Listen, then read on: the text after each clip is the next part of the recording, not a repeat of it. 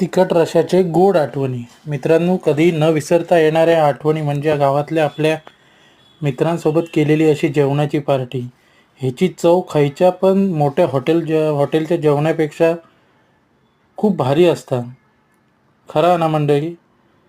मग एक आता काम करा, ह्यो व्हिडिओ बघा, त्याका लाईक करा, शेअर करा आणि आमच्या मालवणी चेडू आणि बापूस ह्या चॅनलला सबस्क्राईब करा. त्याच्यासाठी खूप खूप धन्यवाद. आधीपासूनच तुमका इले मोठे माका शिकयतले व्हिडिओ बनवूक. शेवटी काय, मालवणी माणूस.